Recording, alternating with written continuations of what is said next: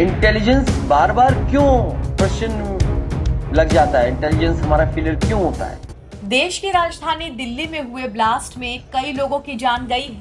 इस भयानक धमाके के बाद उत्तर प्रदेश पुलिस भी हाई अलर्ट पर है।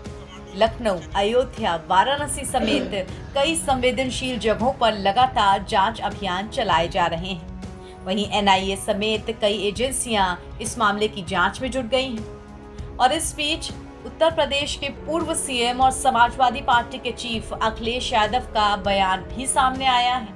उन्होंने सवाल उठाते हुए कहा कि बार बार भारत में इंटेलिजेंस फेलियर क्यों हो रहा है। क्योंकि देश के प्रधानमंत्री जी ने ये कहा है कि षड्यंत्र और जो भी उसके पीछे हैं उसका पर्दाफाश होगा और उसके खिलाफ कड़ी से कड़ी कार्रवाई होगी। तो जब देश के प्रधानमंत्री जी ने बोल दिया है तो हमें पूरा भरोसा है कि प्रधानमंत्री जी वो खुलासा करेंगे, सरकार खुलासा करेगी कि इसके पीछे कौन था, किसकी वजह से इतनी बड़ी घटना हो गई, वो भी राजधानी में और उस जगह जो हमारा प्रतीक है, जहां से हम आजादी के और हमारे देश के प्रधानमंत्री होकर के देश को संदेश देते हैं। ऐसी आजादी के प्रतीक की जगह पर इतनी बड़ी घटना होना निंदनीय है।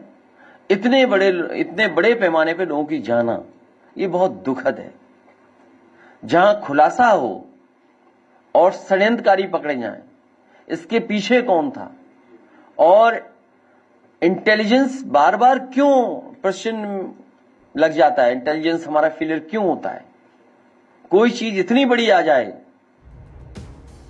इसके अलावा सपा सांसद इकरा हसन ने भी दिल्ली में हुए धमाके पर प्रतिक्रिया दी है। उन्होंने अपने सोशल मीडिया हैंडल से लिखा, दिल्ली धमाका अत्यंत दुखद है। ईश्वर मृतकों की आत्मा को शांति दे, घायलों के शीघ्र स्वस्थ होने की कामना करती हूँ। यहाँ बता दें कि राजधानी दिल्ली में लाल किले के पास कल शाम करीब 6:52 पर एक कार में जोरदार धमाका हुआ। इसमें कम से कम 12 लोगों की जान गई और कई अन्य घायल हुए। संदेह जताया गया है कि एक कार हरियाणा नंबर प्लेट वाली थी जो कि I-20 थी, इसी में ही ब्लास्ट हुआ है। ये गाड़ी रेड लाइट पर आकर रुकी थी और इसी के बाद इसमें धमाका हो गया। आइए आपको ये भी बता दें कि दिल्ली ब्लास्ट में अब तक क्या क्या पता चल पाया है। अधिकारियों के मुताबिक दिल्ली के लाल किले के पास इस कार में धमाका हुआ। दावा किया जा रहा है कि इस कार में 3 लोग सवार थे। ये ब्लास्ट कार के पिछले हिस्से में हुआ और फिलहाल साइट पर कोई गड्ढा नहीं मिला है। सबसे पहले धमाकों में 8 लोगों की मौत की पुष्टि हुई थी, जो अब बढ़ के 12 तक पहुंच चुकी है। वहीं कई लोग इस धमाके में घायल भी हुए हैं, जिनका फिलहाल अस्पताल में इलाज चल रहा है। नवभारत टाइम्स की रिपोर्ट।